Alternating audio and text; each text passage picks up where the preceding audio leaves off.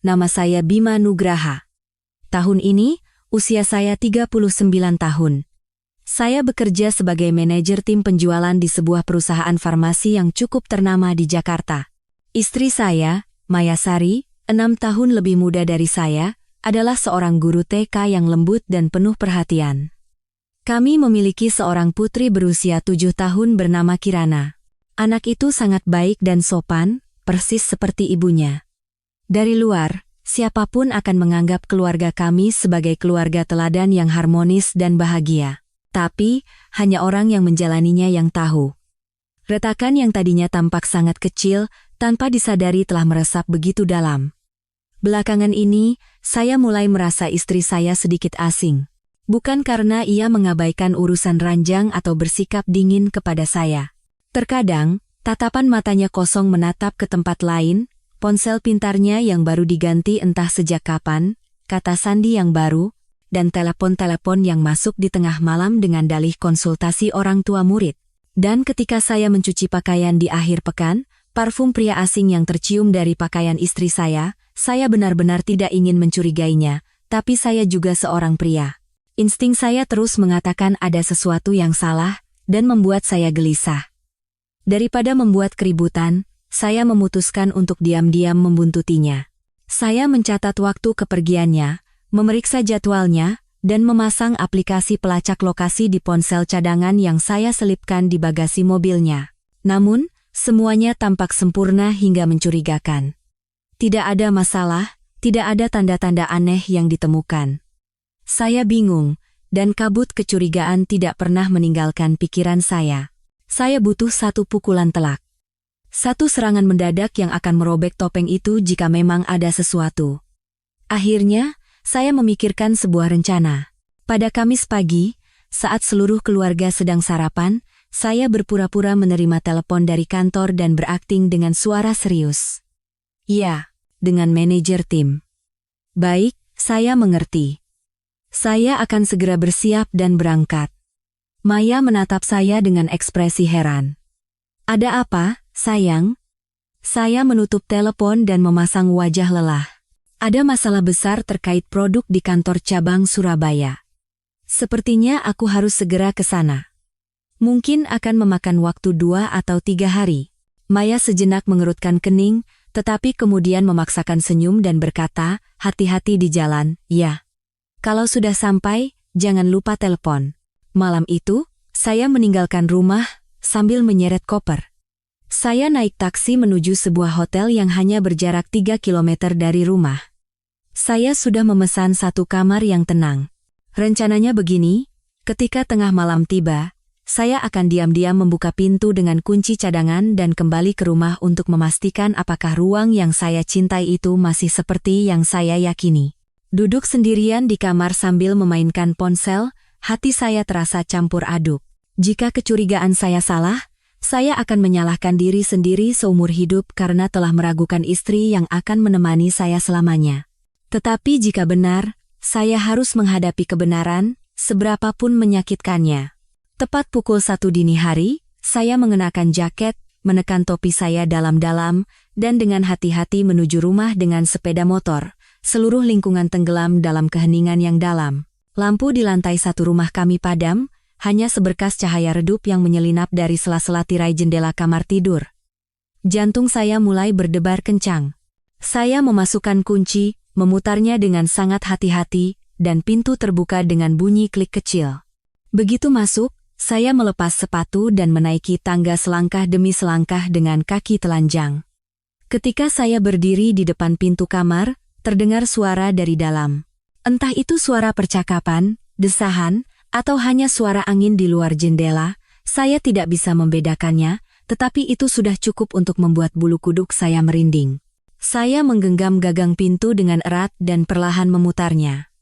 Dan pemandangan yang terbentang di depan mata membuat saya membeku seperti batu di tempat. Saya berdiri terpaku di ambang pintu, tangan saya masih mencengkeram gagang pintu yang dingin. Di depan mata saya, di atas ranjang pernikahan kami, ada 2 orang terbaring. Bukan 1, tapi 2. Istri saya, Maya, berbaring membelakangi saya, rambut panjangnya tergerai di atas bantal. Dan di sampingnya, terlihat siluet seorang pria bertelanjang dada. Lengannya melingkari bahu Maya, dan cahaya remang-remang di kamar tidur menerangi sebagian wajahnya. Anehnya, pada saat itu, saya lebih merasakan dingin daripada amarah. Hawa dingin yang seolah membekukan setiap sel di tubuh saya. Saya pernah membayangkan situasi seperti ini, tetapi itu hanyalah imajinasi. Dalam imajinasi, saya akan berteriak dan menyerbu, melayangkan tinju, atau setidaknya meneteskan air mata.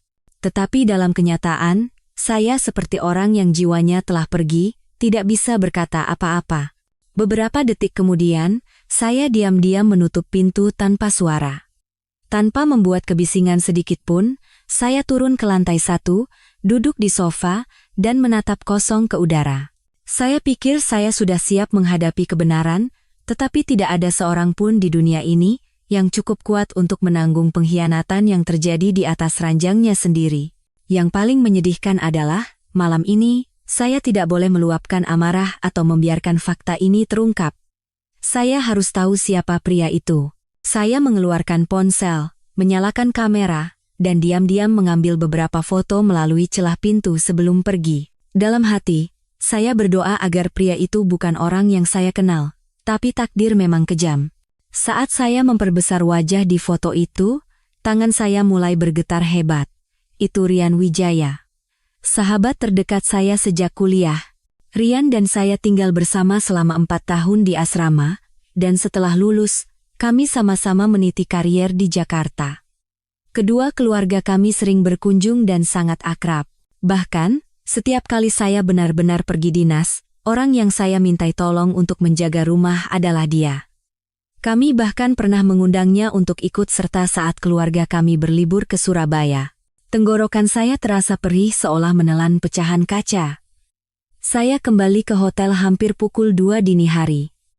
Pikiran saya kosong, dan jantung saya terasa seperti dicabik-cabik dengan tangan kosong. Saya tidak menangis. Pria tidak boleh mudah meneteskan air mata. Tapi mungkin itu adalah saat pertama dalam hidup saya merasakan apa artinya guncangan yang seperti kematian. Saya terhempas ke tempat tidur dan menatap langit-langit dengan hampa. Kenangan masa lalu menjadi bilah pisau yang mengiris hati saya satu persatu. Tiba-tiba, saya teringat putri saya, Kirana. Jika hal ini diketahui, betapa besar luka yang akan diterimanya? Haruskah saya menyeret anak yang sedang menjalani masa kecil yang bahagia dan polos ke dalam pusaran kebencian dan dendam orang dewasa? Saya ingin diam. Tapi jika saya diam, saya akan hidup membunuh diri sendiri setiap hari dalam kehinaan ini. Saya tidak tahu kapan saya tertidur. Ketika saya membuka mata, hari sudah terang. Pesan pertama yang masuk berasal dari istri saya. Sayang, sudah sampai? Surabaya dingin tidak? Pakai baju yang hangat, ya. Membaca pesan itu, napas saya terasa sesak. Wanita yang hanya beberapa jam lalu tidur di satu ranjang dengan sahabat terbaik saya, kini berpura-pura tidak terjadi apa-apa dan mengkhawatirkan saya tidak membalas. Saya mematikan ponsel dan membuka kembali foto serta video di dalamnya. Rian, pria itu, benar-benar berani. Tanpa mencoba menutupi wajahnya, ia hanya melilitkan selimut tipis di pinggangnya sambil merangkul bahu istri saya. Seolah-olah memamerkan miliknya, saya mulai memikirkan langkah selanjutnya. Saya tidak bisa membuat keributan sekarang, belum waktunya. Tapi saya juga tidak bisa menelan penghinaan ini begitu saja. Saya butuh bukti yang lebih kuat. Sejak kapan mereka memulainya? Mengapa harus Rian? Dan yang terpenting, apakah putri yang telah saya cintai dengan segenap hati selama 7 tahun terakhir ini benar-benar putri kandung saya? Saat pikiran itu melintas di kepala saya, rasanya seperti jatuh ke jurang keputusasaan yang tak berujung. Tiba-tiba saya teringat ucapan ibu saya dulu. Kirana semakin besar semakin tidak mirip kamu, ya. Kok bisa mirip sekali dengan ibunya? Waktu itu saya hanya tertawa, tetapi dalam kebingungan ini, ucapan sepele itu pun menjadi kecurigaan tajam yang menusuk saya. Saya memutuskan untuk diam-diam mengambil sampel rambut anak dan istri saya untuk melakukan tes DNA.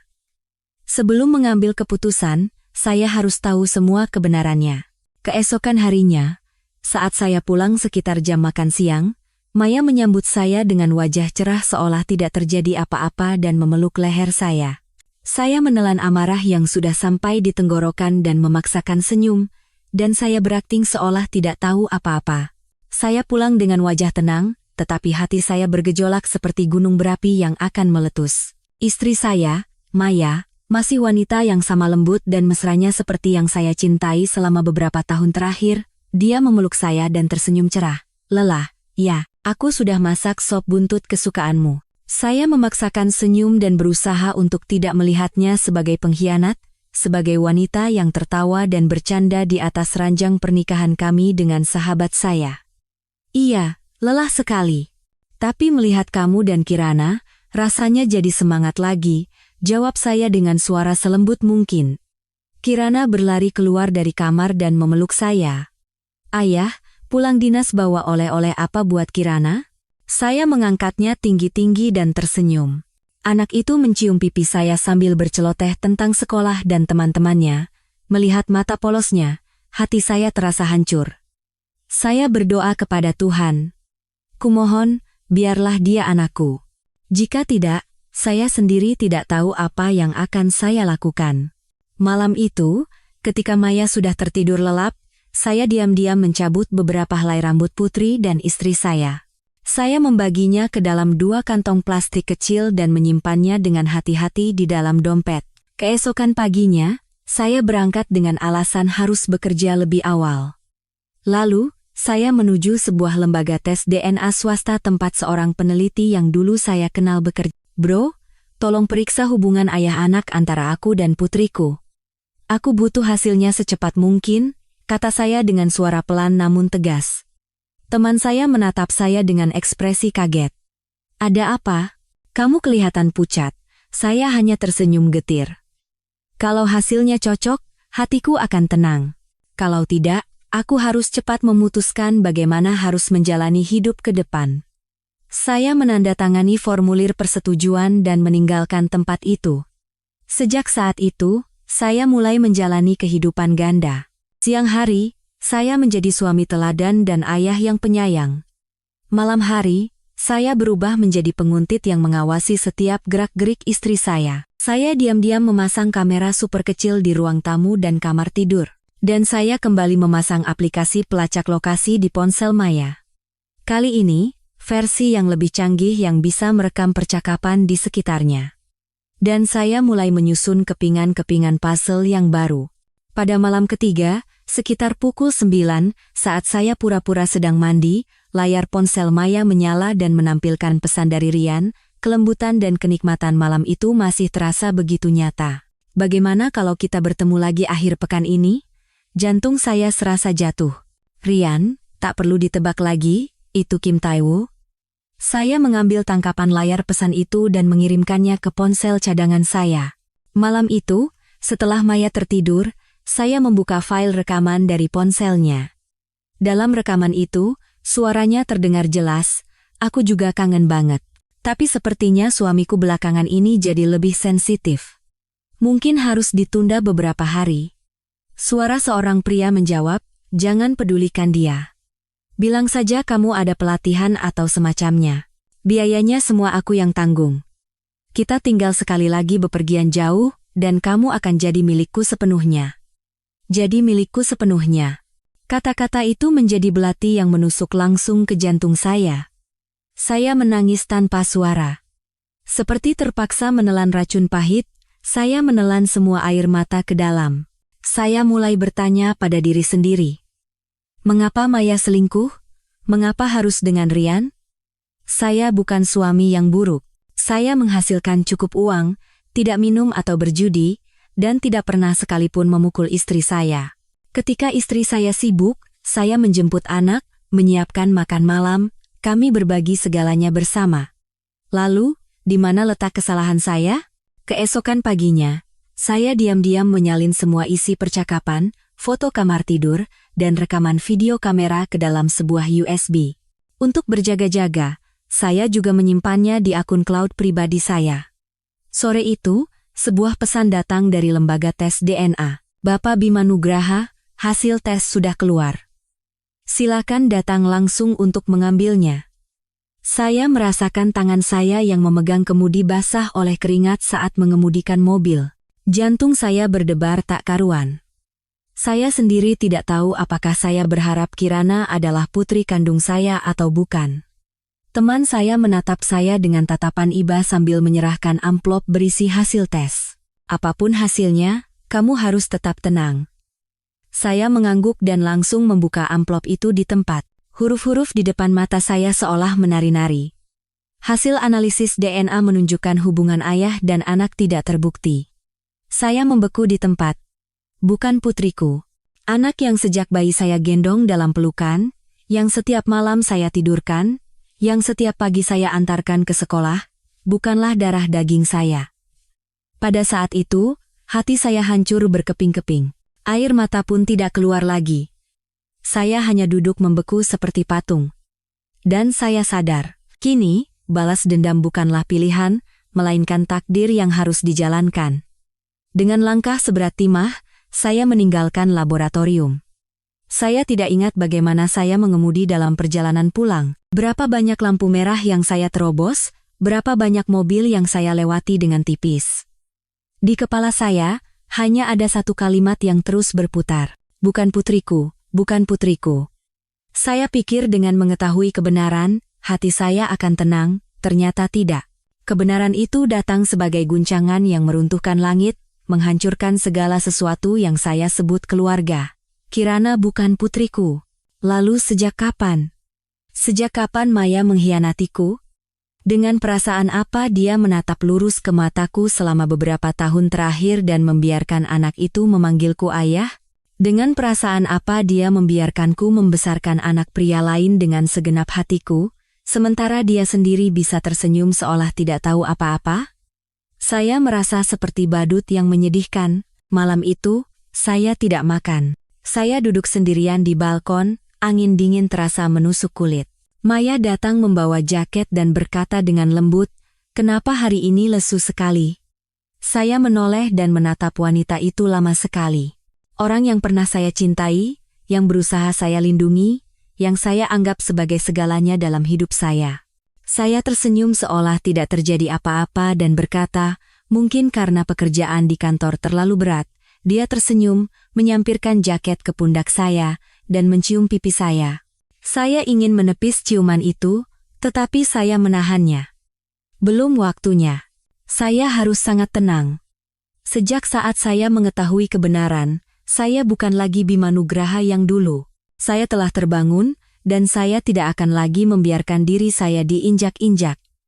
Keesokan harinya, saya mengajukan cuti 3 hari ke kantor. Alasannya, saya harus mengurus urusan keluarga. Manajer personalia yang akrab dengan saya membalas, "Istirahat saja dengan tenang, biar kami yang urus di sini." Saya tidak menceritakan hal ini kepada siapapun. Saya juga tidak berkonsultasi dengan teman-teman. Sahabat yang paling saya percaya, Rian, adalah pengkhianat pertama. Selama 3 hari itu, saya diam-diam menjalankan rencana saya. Saya menelepon seorang pengacara yang saya kenal. Dia adalah orang yang pernah membantu saya saat menangani sebuah kontrak besar. Saya berkonsultasi tentang proses perceraian, pembagian harta, dan masalah hak asuh anak jika anak tersebut bukan anak kandung. Setelah mendengar semua cerita saya, dia terdiam sejenak lalu berkata, "Pak Bima, dalam kasus seperti ini, jika buktinya cukup, Anda bisa menang mutlak di pengadilan, tapi masalahnya akan menjadi sangat besar dan ramai." Tidak masalah. Saya ingin hasil yang adil. Saya tidak tahan melihat wanita itu hidup nyaman dengan nama istri saya setelah melakukan pengkhianatan. Saya mengerti. Tapi bagaimana dengan anaknya? Saya terdiam.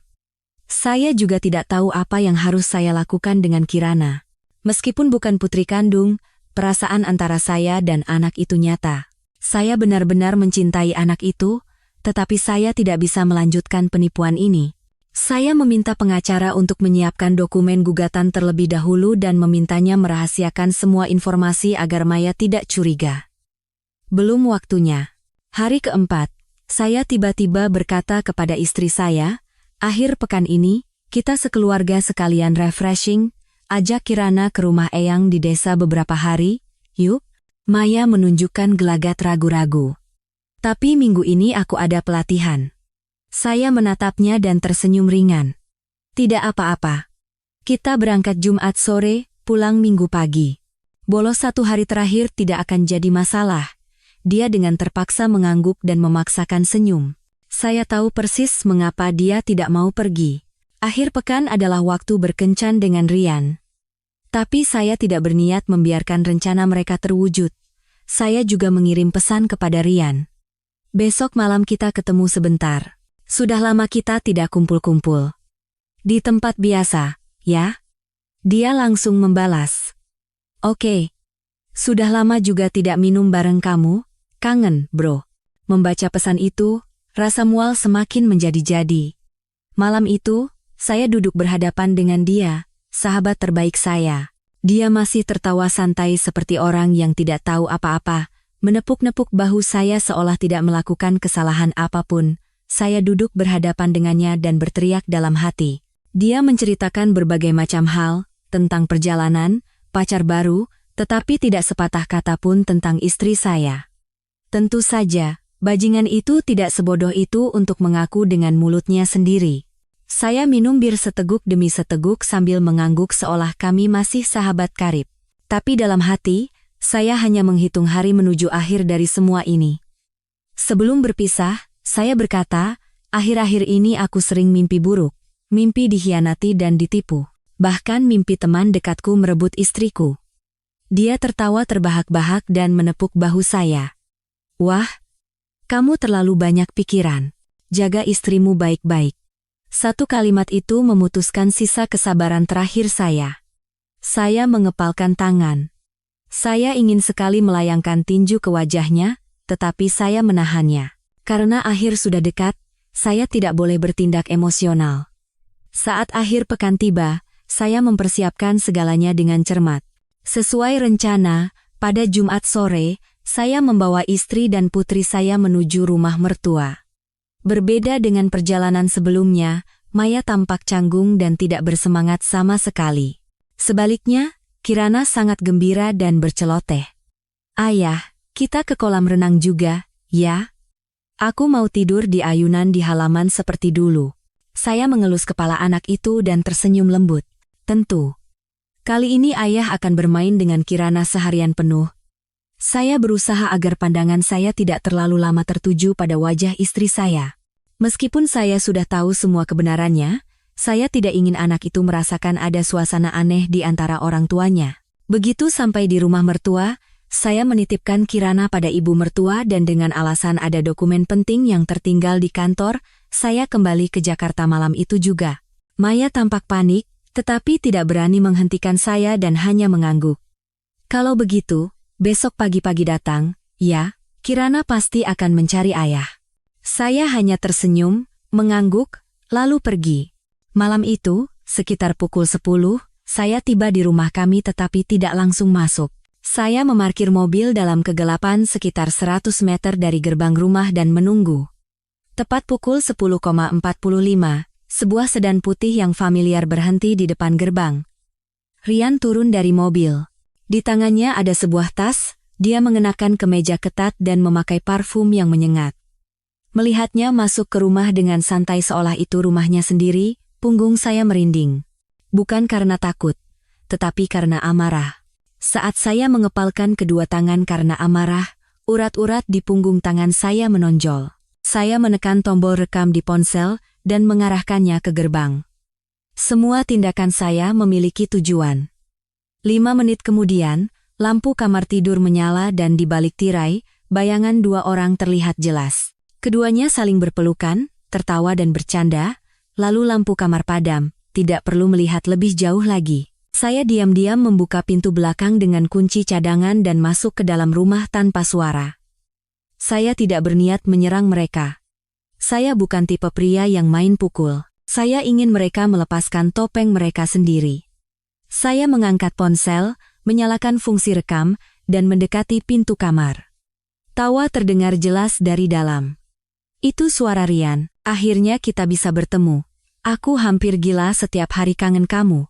Setiap kali melihatmu di samping si Bima bodoh itu, Aku rasanya mau meledak. Terdengar napas terengah-engah Maya. Aku juga kangen. Tapi bagaimana kalau ketahuan? Aku takut. Takut apa? Dia memang curiga akhir-akhir ini, tapi tidak punya bukti, kan? Lagi pula, Kirana juga bukan anaknya, jadi tidak akan ada yang bisa direbut darinya. Si bodoh itu tidak tahu sudah ditipu selama bertahun-tahun. Mendengar kata-kata itu, rasanya seperti ada air panas yang disiramkan ke kepala saya. Ini bukan sekadar pengkhianatan, ini penghinaan. Mereka menertawakan penderitaan saya, menertawakan cinta yang telah saya hargai dan jaga, dan bahkan menertawakan anak yang telah saya besarkan dengan susah payah siang dan malam. Saya membuka pintu. Tanpa ketukan, tanpa peringatan, saya hanya membuka pintu. Dengan suara klik, kedua orang di atas tempat tidur itu membeku. Yang pertama kali bangkit adalah Rian. Wajahnya pucat pasi. Maya terkejut dan sibuk menutupi tubuhnya dengan selimut, matanya terbelalak seolah melihat hantu. Saya berdiri di sana, lebih tenang dari sebelumnya. Oh, maaf, sepertinya aku mengganggu. Maya tergagap. Sayang, kenapa kamu di sini? Bukannya kamu ke desa? Saya menatap matanya lurus dan berkata dengan tenang, memang. Tapi sepertinya ingatan Pak Rian Wijaya agak buruk. Rumah ini masih atas namaku, dan kuncinya juga aku yang pegang, dan aku tidak buta. Rian tergagap. Bima, dengarkan aku dulu. Tidak ada lagi yang perlu ku dengar darimu, potong saya. Satu hal saja yang ingin kutanyakan. Sejak kapan? Sejak kapan kalian mulai? Keduanya terdiam. Saya tertawa sinis dan mengangkat ponsel, memutar rekaman yang baru saja saya buat. Suara napas, tawa, dan kata-kata yang menghina saya memenuhi ruangan. Maya berteriak, kamu merekamnya? Kamu menjebakku, saya tertawa dingin. Tidak ada yang menjebak, kalian sendiri yang membuka diri. Aku hanya orang yang menyingkap tirai sandiwara ini. Rian berkeringat dingin dan mundur. Bima, maafkan aku. Aku mabuk, aku tidak sengaja. Saya melemparkan USB ke atas tempat tidur. Di dalamnya ada semua bukti. Pesan, foto, video. Pengacaraku akan segera menghubungimu. Surat cerai sudah kusiapkan, jadi kamu tidak perlu pusing. Dan untuk Tuan Rian Wijaya, aku akan mengirimkan hadiah khusus untukmu nanti. Setelah mengatakan itu, saya berjalan keluar tanpa menoleh ke belakang. Tidak ada sedikit pun penyesalan. Di belakang saya, Maya meraung memanggil nama saya, dan Rian membeku seperti patung. Tapi bagi saya, mereka bukan apa-apa lagi. Dengan langkah berat, saya meninggalkan rumah itu. Sungguh ironis. Dulu, saya pernah berharap bisa melepaskan segalanya, bebas dari tekanan, dari makan malam yang dingin dan pertengkaran tanpa suara. Tapi sekarang, setelah kebenaran terungkap secara gamblang dan saya sendiri yang membereskan hubungan yang berantakan ini, rasanya ada bagian hati saya yang kosong. Saya berkeliaran di jalanan semalaman. Saya tidak tahu harus pergi kemana, harus menelepon siapa. Saya tidak punya keluarga. Kedua orang tua saya sudah meninggal, dan saudara-saudara saya tinggal jauh dengan kehidupan mereka masing-masing. Sahabat terbaik yang saya percayai, Rian, ternyata seorang pengkhianat, jadi sekarang tidak ada lagi orang yang bisa saya percaya.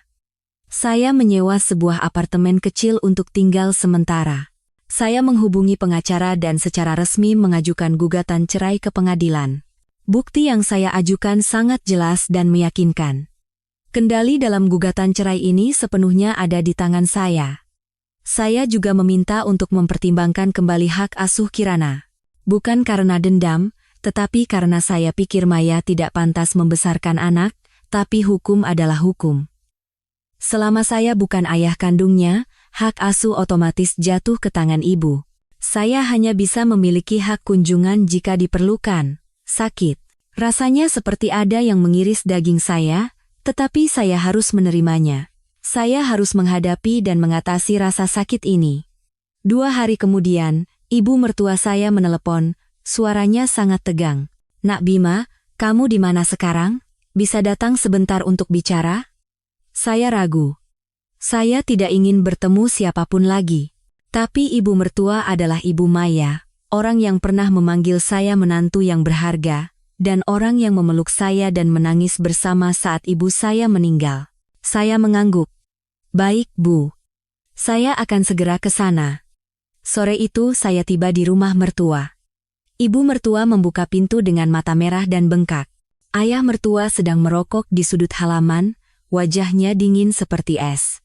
Saya masuk dengan diam. Ibu mertua membawa saya ke ruang tamu dan berkata dengan suara gemetar, "Nak Bima, Ibu minta maaf, saya terkejut sejenak. Ibu tahu tentang Maya, semuanya, sejak lama sekali." Saya membeku di tempat. Jantung saya seolah berhenti berdetak sejenak. "Sejak kapan Ibu tahu?" Ibu mertua menundukkan kepala dalam-dalam dan berkata dengan suara tercekat, "Sejak 3 tahun yang lalu." Waktu itu ibu tidak sengaja meminjam ponsel Maya dan melihat pesannya dengan riang. Ibu sudah memarahinya, menangis, bahkan mengancam akan memutuskan hubungan, tapi anak itu berlutut dan menangis memohon, katanya itu hanya kesalahan sesaat dan dia akan mengakhirinya, jadi ibu percaya. Saya tidak bisa lagi menjaga ketenangan. "Tidak, Bu." Ibu tidak percaya. Ibu tidak percaya, tapi tidak berani mengatakannya. Baik kepada ayah, maupun kepada saya. Ibu takut keluarga kita hancur, takut cucu ibu, Kirana, tumbuh tanpa ayah, takut semuanya akan runtuh. Benar kan? Saya tersenyum getir. Jadi ibu memilih diam. Selama menantu ini hidup dalam kebodohan. Selama bertahun-tahun seorang pria dikhianati, dan ibu tahu. Ibu yang salah. Benar-benar salah, Nak Bima. Saya berdiri. Kedua mata saya memerah. Apakah ibu tahu kalau saya baru saja menerima hasil tes DNA? Kirana bukan putri kandung saya. Dia putri Sirian itu. Ibu mertua terkejut dan mundur seolah ditampar. Apa? Ya. Saya membesarkan anak pengkhianat selama 7 tahun. Dan satu-satunya keluarga yang saya miliki di sisi saya diam saja meski tahu fakta itu. Apakah ibu tahu betapa kejamnya itu? Ibu mertua menutupi wajahnya dan menangis terseduh-seduh. Ayah mertua yang masuk dari luar berkata dengan suara dingin seperti baja, "Aku juga sudah dengar. Tadi istrimu menceritakan semuanya. Nak Bima, maafkan kami. Kami yang salah, saya berbalik. Saya tidak bisa tinggal di sana semenit pun lagi." Tapi sebelum saya melangkah keluar pintu, ibu mertua tiba-tiba meraih lengan saya dan berbisik seolah takut ada yang mendengar. "Tapi, Nak Bima, ada satu hal lagi yang harus kamu tahu." Saya menoleh. Tatapan mata ibu mertua penuh ketakutan, dan gemetar seolah menyembunyikan rahasia yang sangat serius. "Ada apa, Bu?" Ibu mertua menatap lurus ke mata saya dan dengan suara tercekat, mengucapkan kata demi kata dengan susah payah. 3 bulan setelah Maya menikah denganmu, dia pernah hamil, tapi anak itu bukan anakmu. Saya membeku di tempat. Apa maksud ibu? Dia takut kamu tahu, jadi dia menggugurkan kandungannya. Waktu itu aku pikir itu hanya kesalahan sesaat, tapi kalau dipikir-pikir sekarang, jangan-jangan Sirian itu terlibat dari awal sampai akhir? Saya merasa tanah di bawah kaki saya runtuh. Semuanya adalah sandiwara di mana hanya saya yang ditipu dari awal sampai akhir. Sebagai suami, sebagai ayah, sebagai sahabat, dan pada akhirnya, sebagai orang bodoh yang menyedihkan. Saya meninggalkan rumah mertua, tetapi pikiran saya kacau balau. Jantung saya tidak menentu, dan rahasia-rahasia yang terungkap satu persatu menjadi bilah pisau di tangan orang-orang yang paling saya percaya, tanpa kecuali menusuk dada saya. Saya duduk sendirian di kamar apartemen kecil saya. Di bawah cahaya kuning redup, bayangan wajah saya yang tirus terpantul di dinding yang dingin. Sudah beberapa hari saya tidak kembali ke rumah yang pernah saya sebut sebagai rumah.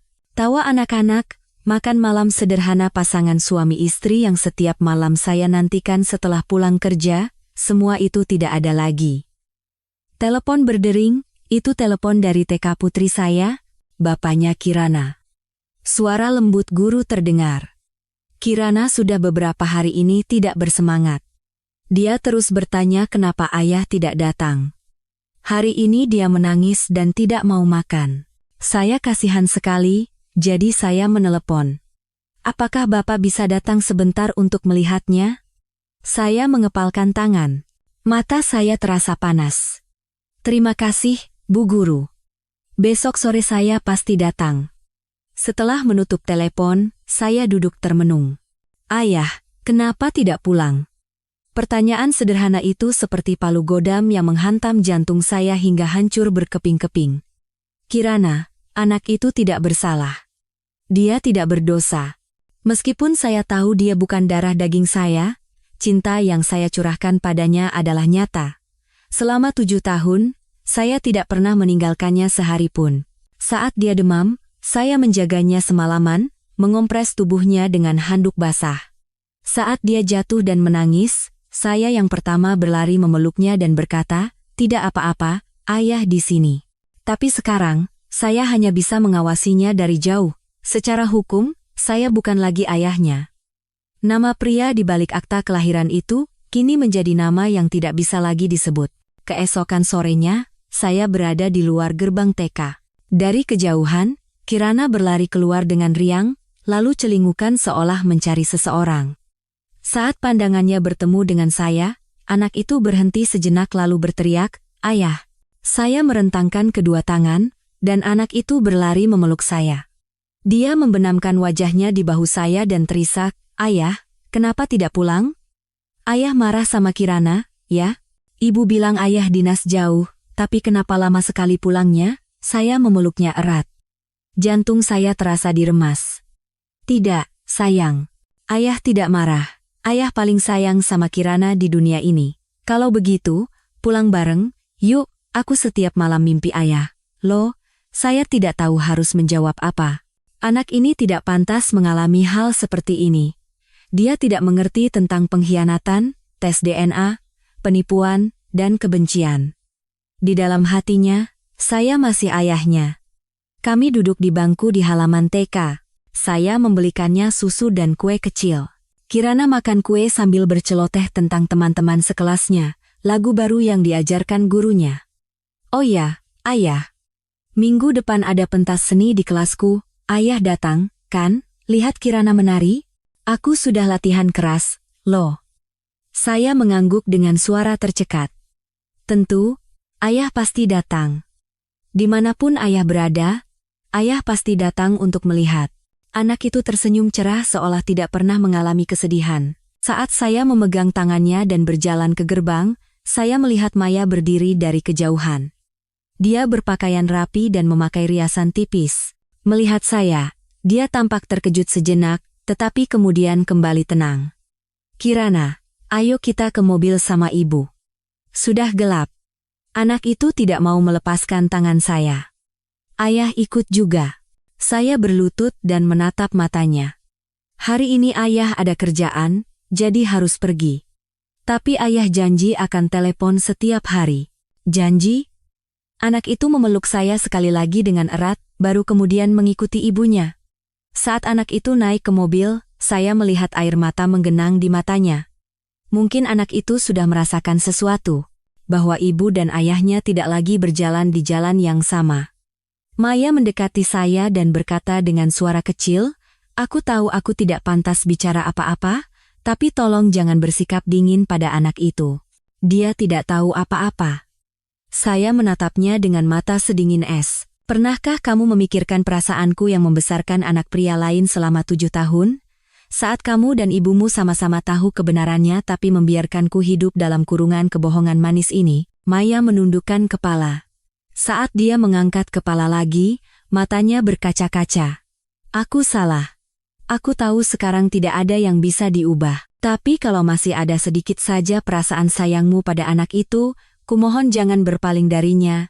Saya terdiam. Saya ingin marah, ingin berteriak, ingin bertanya mengapa harus Rian, mengapa tidak pernah sekalipun mengatakan yang sebenarnya, tapi sekarang semuanya tidak ada artinya lagi. Aku tidak akan memaafkanmu, tapi aku tidak akan marah pada Kirana. Anak itu tidak salah. Besarkan dia baik-baik. Dan aku akan selalu mengawasinya. Meskipun bukan ayah secara hukum, aku adalah orang yang paling mencintainya di dunia ini. Maya mulai terisak, tetapi saya berbalik. Saya tidak ingin melihat air mata palsu itu lagi. Malam itu, saya membuka ponsel dan melihat kembali foto-foto lama satu persatu. Foto saat anak itu baru belajar berjalan, saya menggendongnya. Foto saat kami sekeluarga berlibur ke pantai, saya menggendongnya di pundak. Foto suatu tahun saat saya membuatkan kue untuknya. Semua momen itu nyata, tidak ada yang bisa menyangkalnya. Jadi, meskipun semuanya telah hancur, saya tidak akan membuat diri saya menjadi orang yang kejam. Saya kehilangan istri, kehilangan sahabat, kehilangan nama ayah, tetapi saya tidak boleh kehilangan diri saya sendiri. Saya mengangkat kepala dan berkata pada diri sendiri dengan lirih, mulai sekarang, aku akan hidup untuk diriku sendiri dan untuk anak tak berdosa yang telah kusebut putri dengan segenap cintaku. Sebulan setelah saya meninggalkan rumah, segalanya tampak mulai tenang. Maya tidak lagi mengirim pesan atau menelepon. Mungkin dia sadar bahwa saya sudah benar-benar menutup hati. Saya tinggal sendiri di sebuah apartemen kecil di kompleks yang sunyi. Pekerjaan pun perlahan-lahan kembali stabil. Untuk melupakan segalanya, saya hanya fokus pada pekerjaan. Hanya satu hal yang tidak pernah berhenti saya pikirkan, yaitu putri saya, Kirana. Meskipun bukan ayah secara hukum, saya masih diam-diam datang ke TK dan mengawasinya dari jauh setiap jam sekolah. Melihatnya tersenyum, bermain dengan polos, sudah cukup menenangkan hati saya. Saya tidak bisa bertemu, memeluk, atau menyentuhnya, tetapi cinta itu masih utuh di hati saya, seperti bagian yang tidak bisa dipotong. Suatu Senin pagi, saat saya membuka kotak surat di lantai 1 apartemen, saya menemukan sebuah amplop tanpa nama pengirim. Di luarnya hanya tertulis dengan tulisan tangan yang miring, untuk Bapak Bima Nugraha. Saya mengerutkan kening. Tidak ada perangko, tidak ada cap pos. Seseorang pasti memasukkannya langsung. Begitu sampai di rumah, saya membuka amplop itu. Di dalamnya ada beberapa lembar kertas ketikan dan beberapa foto buram. Saat membaca baris pertama, punggung saya merinding. Rian Wijaya tidak hanya merebut istrimu. Dia juga mengkhianatimu dalam pekerjaan. Saya berdiri tegak. Mata saya tidak bisa lepas. Isi selanjutnya adalah, apakah Anda ingat tahun lalu kontrak distribusi eksklusif wilayah tengah perusahaan Anda direbut oleh pesaing? Orang yang memberikan semua informasi internal adalah Rian Wijaya. Jantung saya berdebar kencang. Waktu itu saya memang mencurigai adanya orang dalam. Dari detail harga penawaran hingga jalur distribusi, semua informasi disalin persis oleh pesaing. Tapi perusahaan tidak bisa menemukan jejak karena kurangnya bukti dan akhirnya harus menutup kasus itu. Foto yang dilampirkan menunjukkan Rian sedang duduk di kafe dengan seorang pria asing. Pria itu adalah direktur dari pihak pesaing saat itu.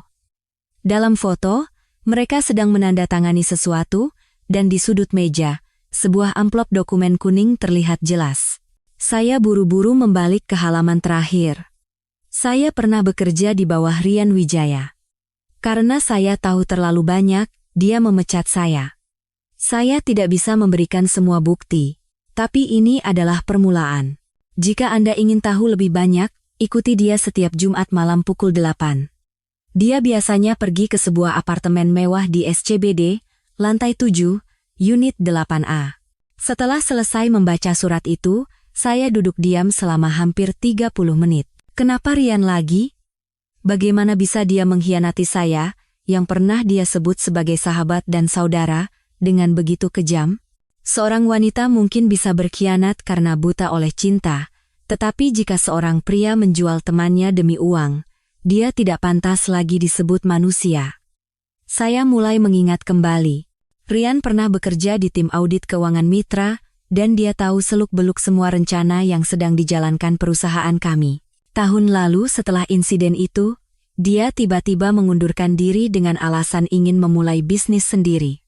Waktu itu saya merasa sedih untuk masa depannya, tapi kalau dipikir-pikir sekarang, itu adalah jalan keluar yang bersih setelah mengantongi keuntungan besar. Hari Jumat, tanpa memberitahu siapapun, saya mengemudikan mobil sendirian ke SCBD. Sesuai petunjuk surat, saya mengawasi apartemen mewah itu dari jauh. Tepat pukul 7.55, sebuah sedan mewah berhenti di depan gedung. Rian turun. Dia mengenakan kemeja putih, rambutnya ditata rapi dengan waks. Saat dia naik lift, saya mengikutinya dari jarak yang aman. Lantai 1, unit 8A. Saat dia menekan bel, pintu terbuka dan seorang wanita keluar. Dia adalah salah satu manajer pesaing yang pernah bekerja sama dengan saya di sebuah acara besar.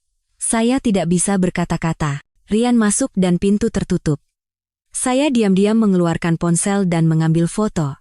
Tidak perlu berpikir lagi. Hubungan antara dia dan wanita itu bukan sekadar pertemuan biasa. Pengkhianatan 2 kali, cinta dan uang, semuanya dikhianati. Saya kembali dengan kepala serasa mau pecah. Semua kepingan puzzle selama 2 tahun terakhir mulai tersusun. Kegagalan kontrak, penundaan proyek, kebocoran informasi, semua ada campur tangan Rian. Dia tidak hanya menghancurkan keluarga saya, tetapi juga karier yang telah saya bangun dengan susah payah. Saya tidak bisa lagi tenang. Saya menelepon pengacara saya. Pak pengacara, tolong siapkan surat gugatan. Saya sudah mendapatkan bukti awal bahwa Rian Wijaya menjual informasi perusahaan ke pihak luar. Pak pengacara terdiam beberapa detik, lalu bertanya balik. Pak Bima, apakah Anda yakin akan mempublikasikan masalah ini? Akan menjadi sangat ramai.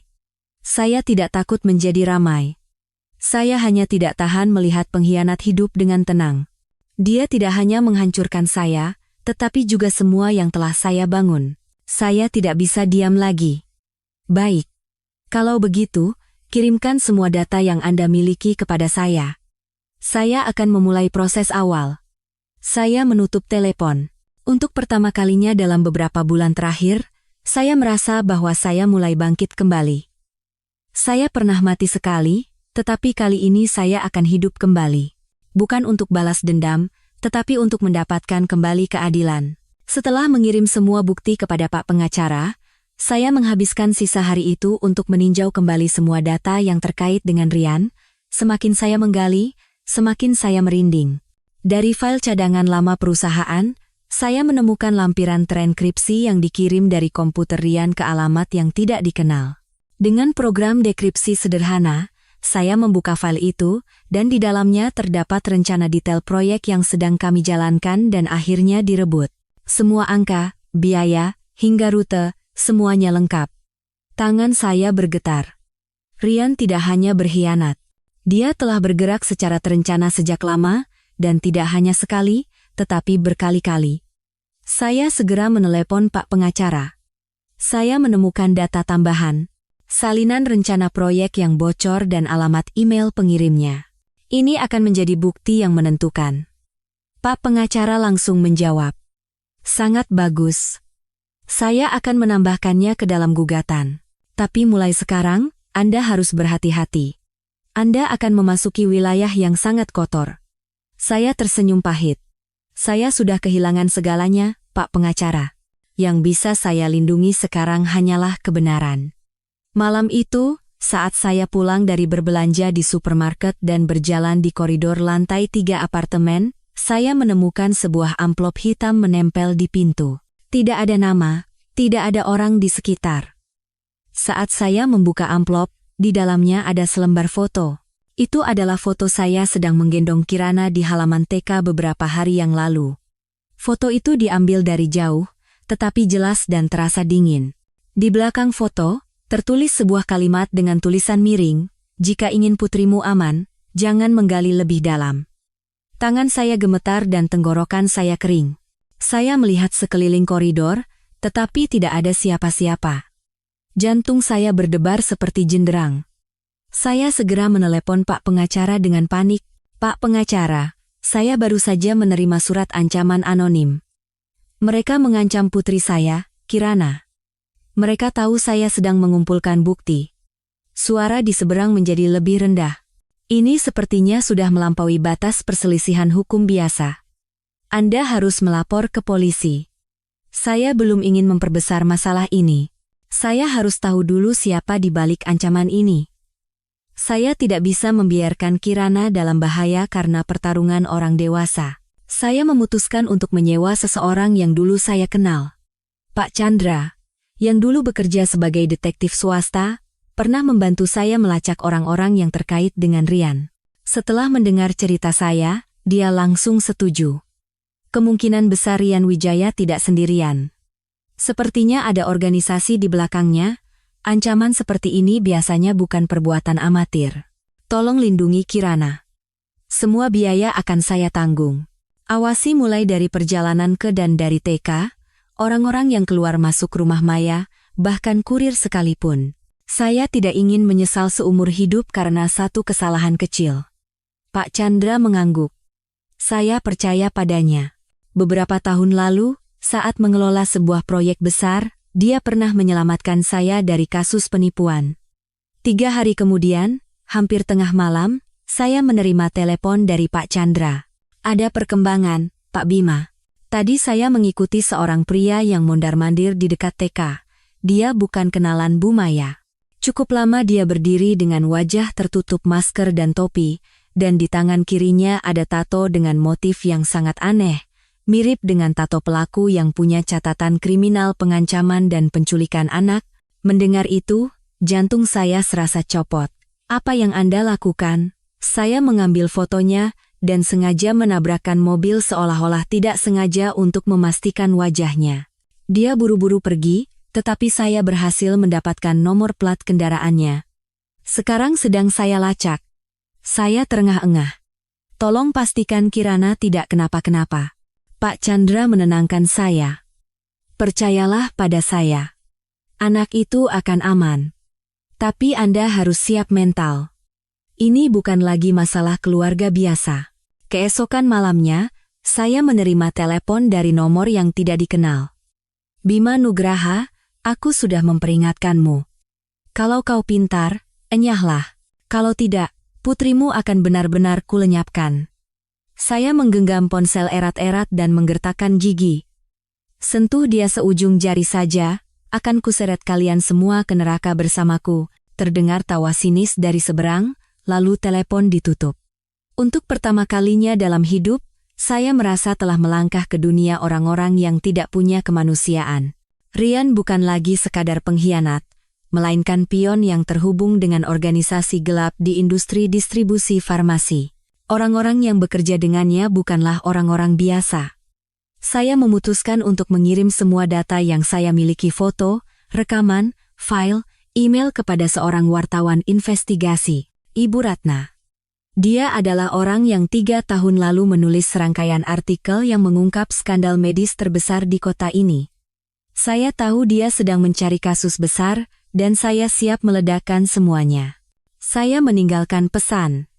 Jika terjadi sesuatu pada saya, tolong publikasikan semua isi lampiran ini. Ada seorang gadis kecil yang tidak bersalah terlibat dalam masalah ini, tolong lindungi dia. Malam itu, saya tidak bisa tidur. Saya menatap kosong keluar jendela. Kamar itu sunyi seperti danau di tengah malam, tetapi hati saya seperti lautan yang diterpa badai. Saya tidak punya apa-apa lagi untuk kehilangan. Reputasi, karier, keluarga. Yang tersisa hanyalah Kirana dan kebenaran yang harus diungkap. Saya terjaga semalaman. Di kepala saya, hanya suara dari telepon ancaman itu yang terus terngiang. Putrimu akan benar-benar kulenyapkan. Kalimat dingin itu bergema seperti suara saya sendiri. Dulu seorang manajer tim penjualan, memiliki keluarga yang hangat, seorang pria yang percaya memiliki segalanya di dunia. Sekarang, saya hanyalah seorang ayah yang berjuang untuk melindungi seorang anak yang telah menjadi satu-satunya harapan dalam hidup saya, meskipun tidak ada setetes pun darah yang sama, berdiri di persimpangan hidup dan mati. Pagi-pagi sekali, detektif yang saya sewa, Pak Chandra, mengirimkan satu file rekaman dan selembar foto. File rekaman itu adalah percakapan antara Rian dan seorang pria bersuara berat dan rendah di sebuah kafe. Sudah kubilang urus si Bima Nugraha itu diam-diam, kenapa malah jadi sebesar ini? Sekarang wartawan sudah mulai mengendus dan mengorek-ngorek. Saya juga tidak menyangka dia akan sekeras itu. Saya pikir dia akan menyerah dan menghilang begitu saja. Hati-hati. Gara-gara kau, bukan hanya aku, tapi seluruh sistem ini bisa runtuh. Foto yang dilampirkan menunjukkan wajah pria yang berbicara dengan Rian.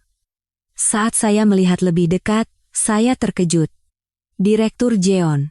Dia adalah salah satu direktur regional pesaing yang pernah duduk bersama saya di rapat Dewan Investasi Perusahaan Farmasi 2 tahun lalu. Saya menggertakkan gigi. Ternyata kalian semua adalah bagian dari permainan kotor ini. Telepon dari Pak pengacara masuk. Pak Bima. Sebaiknya Anda pindah ke rumah aman untuk sementara waktu. Saya sudah menghubungi Ibu Ratna, dan dia sudah mulai memverifikasi sumber informasi, tetapi dia memperingatkan untuk menghindari kontak langsung dengan media untuk sementara waktu. Seseorang sedang membuntuti Anda. Siapa? Belum pasti, tapi sejak kemarin sore ada mobil asing yang terus mengikuti. Sebaiknya Anda menyingkir sejenak. Saya menutup telepon dan segera mengemasi barang-barang. Tapi saat saya baru membuka pintu, saya membeku. Di bawah celah pintu, ada selembar catatan kecil. Pindah rumah pun percuma. Sebaiknya kau diam saja, RW, Rian Wijaya. Kini dia tidak lagi memakai topeng munafiknya. Dia terang-terangan menunjukkan bahwa saya adalah targetnya. Saya menelepon Pak Chandra. Bisakah Anda menjemput saya? Saya harus segera pergi dari sini. 15 menit kemudian, Pak Chandra datang menjemput saya. Dia tidak menghentikan mobil lama-lama atau menyalakan lampu dalam, dan berkata, menunduk. Kita pindah tempat, ada sebuah tempat persembunyian di pinggir kota yang dulu digunakan untuk melindungi saksi. Saya mengangguk. Pak Chandra membawa saya ke sebuah rumah kecil di ujung gang buntu yang jauhnya hampir 20 km dari pusat kota. Selain Pak Chandra dan Pak pengacara, tidak ada yang tahu saya berada di sana. Di kamar ini, saya mulai mencatat semua peristiwa dalam bentuk jurnal, dari saat saya menemukan perselingkuhan istri saya, fakta bahwa Kirana bukan putri kandung saya, kolusi antara Rian dan pesaing, hingga ancaman baru-baru ini. Saya menyimpan semua data di hard drive terpisah dan mengenkripsinya dengan kata sandi ganda. Dan saya mengirim satu salinannya kepada Ibu Ratna, dan satu lagi kepada Pak pengacara. Saya tidak lagi merasa aman untuk menyimpan semuanya sendirian. 2 hari kemudian, saya dihubungi oleh Ibu Ratna. Pak Bima, sebagian penyelidikan sudah selesai. Di belakang Rian Wijaya dan Direktur Jeon ada sebuah organisasi bernama Green Chain. Ini adalah sebuah jaringan korupsi besar yang melibatkan perusahaan farmasi, broker, bahkan orang dalam di lembaga terkait. Mereka spesialis dalam melakukan tindakan ilegal seperti penawaran harga murah, kolusi, dan mengakuisisi perusahaan-perusahaan kecil dengan harga murah. Saya menggenggam ponsel erat-erat. Jadi mereka memanfaatkan saya untuk membocorkan informasi. Tepat sekali. Bukan hanya informasi pribadi Anda, tapi juga informasi perusahaan. Mereka tidak hanya mengincar satu kontrak, tetapi seluruh sistem distribusi. Jika Anda hancur, perusahaan Anda akan kehilangan semua data dan kepercayaan investor. Saya menggertakkan gigi. Sekarang saya ingin melawan. Buktinya sudah cukup. Ibu Ratna terdiam sejenak, lalu berkata, untuk mengungkap semua ini, Anda harus tetap hidup. Mereka akan melakukan apa saja untuk membungkam Anda. Jangan bergerak gegabah. Minggu depan saya akan menerbitkan artikel pertama. Saat itu, opini publik akan berpihak pada kita. Malam itu, saya berbaring di tempat tidur yang reyot di sebuah kamar kumuh di pinggir kota, tidak bisa tidur karena beban pikiran. Saya bukan lagi Bima Nugraha yang dulu. Bukan lagi pria yang mengenakan kemeja putih, pulang kerja sambil menggendong anak, atau duduk makan malam berhadapan dengan istri. Sekarang saya adalah seorang pria kesepian yang diburu, tetapi saya telah melihat dengan jelas hakikat manusia dan masyarakat, dan saya tidak lagi takut. Saya menatap langit-langit dan bergumam lirih, Rian, aku menganggapmu sebagai saudara, tapi kau memilih pengkhianatan. Sekarang giliranku untuk mengajarimu bahwa tidak ada pengkhianatan tanpa konsekuensi. Senin pagi, saya terbangun oleh dering telepon yang tak henti-hentinya. Peneleponnya adalah Ibu Ratna. Pak Bima, suaranya penuh semangat. Artikelnya sudah disetujui dan tayang jam 5 pagi tadi. Saya baru saja mengirimkan tautannya. Dalam waktu kurang dari 1 jam, sudah dibagikan lebih dari 10.000 kali. Saya membuka tautannya. Di halaman depan sebuah portal berita online terkenal, sebuah judul besar terpampang dengan huruf tebal. Mengungkap jaringan kolusi tender farmasi bernilai ratusan miliar Green Chain, Pengkhianatan seorang sahabat dan tangan hitam di baliknya. Tepat di bawah judul, terpampang foto Ryan dan Direktur Jeon sedang berjabat tangan di sebuah konferensi. Wajah keduanya terlihat jelas. Artikel itu mengulas semua peristiwa secara rinci. Pertemuan rahasia, isi kontrak yang cocok, foto, file rekaman, dan bahkan ancaman yang saya terima. Nama saya disamarkan sebagai narasumber B, sesuai permintaan saya. Di akhir artikel, Ibu Ratna menulis, ini bukan sekadar kisah pribadi seorang pria yang dikhianati dalam pernikahan dan pekerjaan. Ini adalah momen pertama kali tirai disingkap dari sebuah sistem raksasa yang telah lama memanipulasi pasar obat-obatan, mengancam kesehatan masyarakat, dan menginjak-injak martabat mereka yang berbisnis dengan jujur. Belum sampai pagi berlalu, semua komunitas online ramai dengan artikel ini, dan komentar meledak seperti kembang api. Ya ampun, Ryan Wijaya itu mata-mata, tidak kusangka. Kalau jaringan seperti ini tidak segera dibasmi, berapa banyak lagi perusahaan yang akan mati? Saya mendukung narasumber B yang berani mengungkap kejahatan ini dengan harga yang mahal. Berita itu menyebar seperti api, dan stasiun TV nasional pun mulai meliputnya. Malam itu, berita pukul 7 malam menyiarkan laporan khusus berjudul mengungkap korupsi tender farmasi, pengkhianatan dari dalam. Saya sendirian di kamar menonton layar TV kecil. Video Ryan yang direkam diam-diam, suaranya diubah tetapi kata-katanya masih terdengar jelas. Kupikir dia akan diam dan menghilang. Kalau mau putrinya selamat, sebaiknya jangan ungkit-ungkit masalah ini lagi. Saya mengepalkan tangan. Dia yang dulu memanggil saya saudara-saudara, kini dicap sebagai ular berbisa oleh seluruh masyarakat. Tidak terasa puas, tetapi perasaan bahwa keadilan perlahan-lahan ditegakkan membuat hati saya sedikit tenang. Seorang mantan rekan kerja di perusahaan mengirim pesan. Bima, kau melakukan hal yang besar. Seluruh perusahaan gempar. Direktur utama memerintahkan penyelidikan ulang semua proyek lama, dan nama Ryan Wijaya dihapus dari semua data internal. Semua orang memihakmu. Saya menghela napas panjang. Sepertinya sudah waktunya saya kembali. Keesokan harinya, perusahaan pesaing tempat Direktur Jeon bekerja mengadakan rapat darurat. Menjelang sore, semua akunnya dibekukan dan dokumen tender ditarik untuk ditinjau ulang. Beredar rumor bahwa pembersihan besar-besaran internal dimulai untuk menjaga citra perusahaan. Ryan menghilang tanpa jejak, tidak ada klarifikasi, tidak ada bantahan.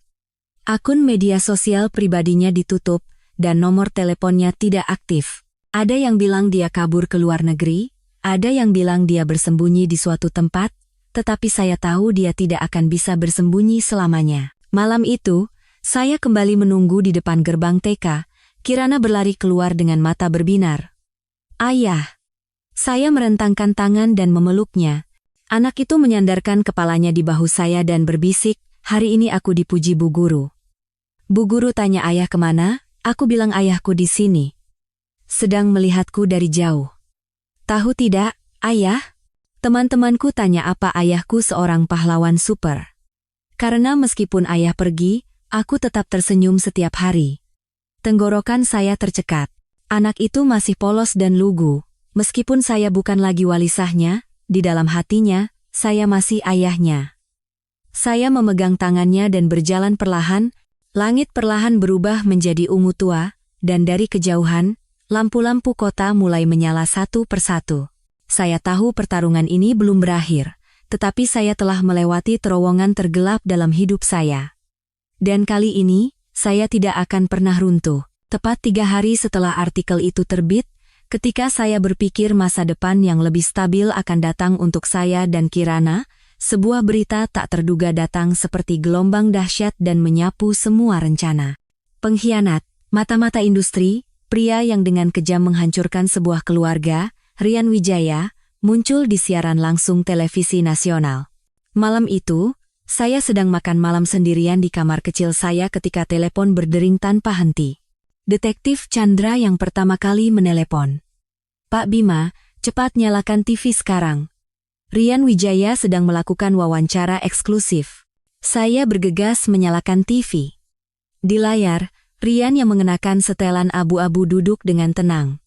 Dia tersenyum miring seperti biasanya. Reporter di seberangnya mengajukan pertanyaan. Ada tuduhan bahwa Anda mengkhianati rekan kerja Anda, membocorkan rahasia perusahaan kepada pesaing, dan terlibat dalam jaringan kolusi tender farmasi. Bagaimana tanggapan Anda? Ryan menatap lurus ke kamera dan berkata dengan wajah tanpa goyah sedikit pun, saya menyangkal sepenuhnya foto dan rekaman yang diedit secara jahat itu. Saya telah bekerja dengan berbagai mitra, dan menuduh saya sebagai pengkhianat hanya dengan beberapa lembar foto atau percakapan pribadi adalah hal yang tidak masuk akal. Reporter bertanya lagi, tetapi buktinya cukup jelas, dan data yang diberikan oleh narasumber dalam artikel sangat meyakinkan. Ryan tertawa sinis. Dengan tatapan tajam. Biar saya jujur, narasumber itu, si B, adalah seorang pria yang terobsesi dengan kecemburuan patologis terhadap istrinya di masa lalu, dan mengarang segalanya untuk balas dendam. Setelah tidak bisa menjaga istrinya sendiri dan kehilangan segalanya, sekarang dia mengarang cerita, saya membeku di tempat. Seluruh tubuh saya gemetar, bukan karena takut, tetapi karena amarah. Bajingan itu kini tidak hanya menyangkal kejahatannya, tetapi juga menghina saya di depan jutaan pemirsa. Chandra menelepon lagi. Suaranya terdengar mendesak. Dia sedang mengubah taktik. Dia tahu tidak bisa lolos secara hukum, jadi dia menyerang kehormatan Anda untuk menyeretnya ke dalam pertarungan lumpur. Tujuannya adalah membuat Anda terlihat seperti orang gila yang penuh dendam untuk memecah belah opini publik. Saya menggenggam ponsel erat-erat. Saya tidak bisa membiarkannya membalikkan keadaan. Saya sudah kehilangan terlalu banyak. Saya tidak bisa kehilangan kebenaran juga. Malam itu, saya bertemu dengan Ibu Ratna di sebuah kafe kecil di belakang kompleks perumahannya.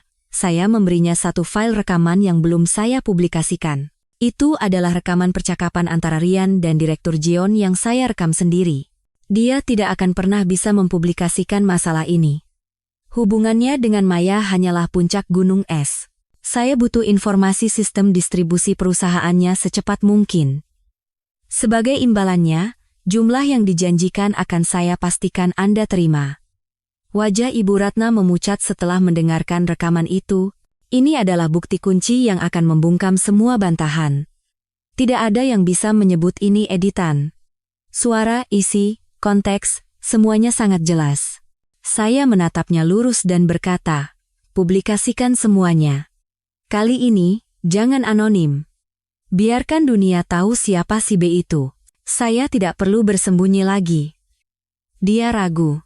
Tapi apakah Anda yakin? Masalah ini akan menjadi sangat besar. Masalah keluarga Anda, dan bahkan Kirana, akan ikut terungkap. Saya berhenti sejenak. Kirana, anak itu masih terlalu kecil, apakah dia bisa menahan cemoohan dunia? Saya terdiam beberapa detik, lalu berkata, jika saya tidak maju, Ryan Wijaya akan terus menipu dan merugikan orang lain. Saya tidak bisa membiarkan anak saya tumbuh dan melihat informasi palsu tentang ayahnya. Baiklah, kalau begitu, saya akan menerbitkan artikel besok pagi dengan judul bantahan pihak terkait atas tuduhan palsu, sebaiknya Anda mempersiapkan diri. Saya mengangguk. Keesokan paginya, media sosial kembali gempar. Nama saya, foto, jabatan, dan seluruh proses pengaduan dimuat secara utuh dalam artikel bantahan. Rekaman yang belum dipublikasikan, bukti terbaru, dan kesaksian terverifikasi dari Pak Chandra yang telah melacak Ryan selama beberapa bulan juga dilampirkan. Opini publik seketika berbalik. Ryan Wijaya itu pembohong ulung, wajahnya tidak berubah sama sekali. Sudah mengkhianati teman dan merebut istrinya, masih berani berkelit dengan licik. Kasihan sekali Pak Bima. Seorang pria yang mencoba membela kebenaran hampir saja dihancurkan oleh media palsu. Menjelang sore, stasiun TV memberitakan bahwa Ryan secara resmi digugat oleh perusahaan lamanya atas tuduhan pembocoran rahasia dagang dan dipanggil untuk penyelidikan atas tuduhan berkolusi dengan pihak luar untuk memanipulasi data internal. Beberapa perusahaan yang bekerja sama dengan Green Chain mengumumkan pemutusan kontrak dan memulai penyelidikan ulang terhadap proyek-proyek masa lalu. Nama Ryan Wijaya yang dulu dipuji sebagai ahli strategi kini menjadi simbol pengkhianatan, penipuan, dan kemerosotan etika profesi. Malam itu, Saya kembali menunggu Kirana di depan gerbang TK. Anak itu berlari keluar dengan wajah ceria. "Ayah, hari ini aku jadi pemeran utama di pentas seni." Saya berlutut dan memeluknya. Sambil menatap mata berbinarnya, saya berbisik lirih, "Ayah janji, mulai sekarang, tidak ada yang akan bisa menyakiti Kirana lagi." Anak itu tidak mengerti maksudnya, tetapi mengangguk dengan penuh semangat. Saya tahu, meskipun saya bukan ayah di atas kertas, saya akan selamanya menjadi orang yang melindungi hati anak ini. Seminggu setelah Rian dipanggil untuk penyelidikan, segalanya tampak kembali normal. Artikel-artikel tidak lagi menjadikan saya sebagai tokoh utama. Semua perhatian kini tertuju pada Rian, Direktur Jion, dan sistem distribusi gelap Green Chain yang sebagian identitasnya telah terungkap.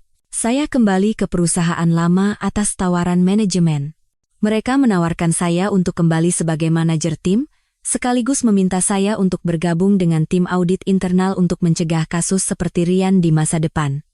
Saya menolak. Saya tidak lagi memiliki ambisi untuk kehormatan, rasa hormat palsu, atau jabatan.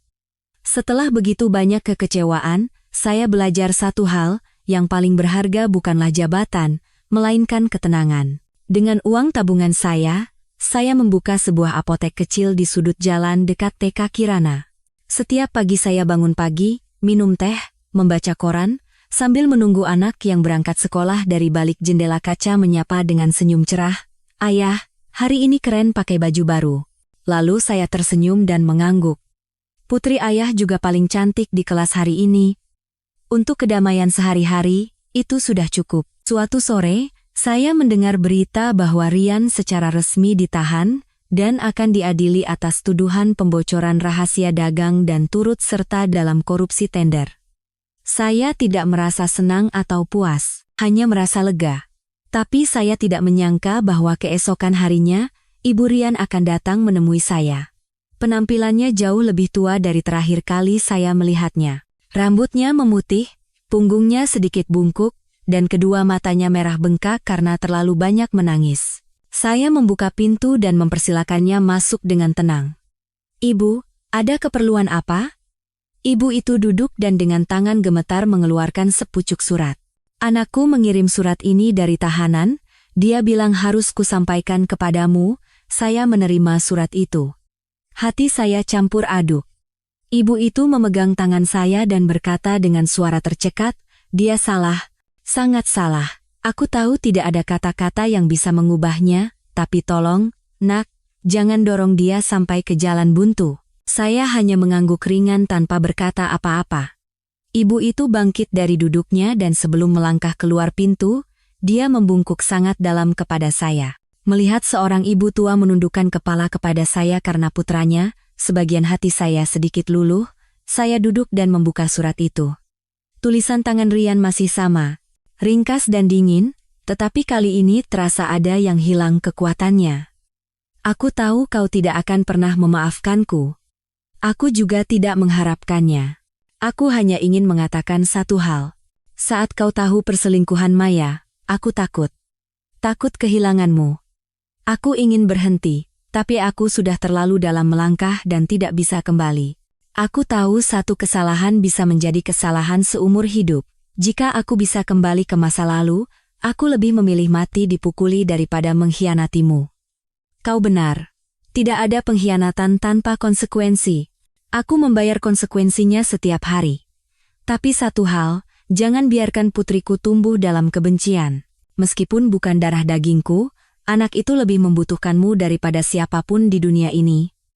Saya selesai membaca surat itu dan meletakkannya di atas meja. Saya bersandar di kursi. Di satu sisi, saya ingin mengakhiri semuanya dengan tegas di sini. Di sisi lain, saya ingin memaafkannya. Bukan karena dia pantas dimaafkan, tetapi demi ketenangan saya sendiri. Malam itu, saya menelepon Pak Pengacara. "Pak Pengacara, saya tidak akan mencabut gugatan, tetapi saya tidak akan melanjutkan gugatan ganti rugi pribadi. Tolong lanjutkan saja tuntutan atas kejahatan ekonominya. Biarlah hukum yang memberikan putusannya, saya tidak akan ikut campur lagi." "Anda yakin?" "Ya, saya yakin. Saya tidak perlu menjadi pemenang terakhir, Saya hanya ingin hidup tenang bersama anak saya. 2 bulan kemudian, sidang pertama digelar. Saya tidak hadir dan hanya mengikuti beritanya dari media. Ryan divonis 8 tahun penjara. Anggota Green Chain lainnya, termasuk Direktur Jion, juga divonis antara 5 hingga 15 tahun penjara sesuai peran mereka. Beberapa pejabat terkait juga ikut diselidiki. Industri farmasi terguncang hebat.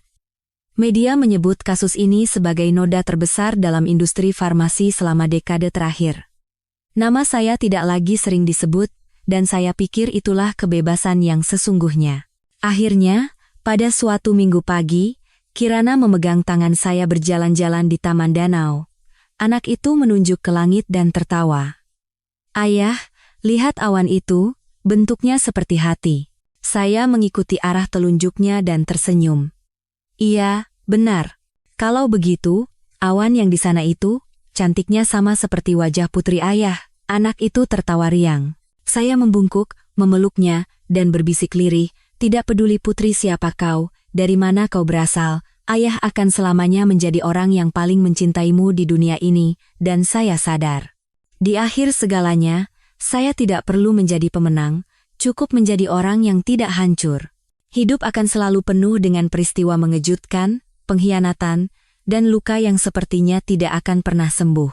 Tapi jika kita tahu cara untuk bangkit kembali dan menjaga kebaikan terakhir di dalam hati kita, meskipun kehilangan segalanya, pada akhirnya kita bisa menjaga diri kita sendiri. Jika cerita hari ini menyentuh hati para penonton sekalian, silakan tinggalkan komentar, dan dukung kami dengan berlangganan dan membagikan. Terima kasih tulus telah menyimak hingga akhir.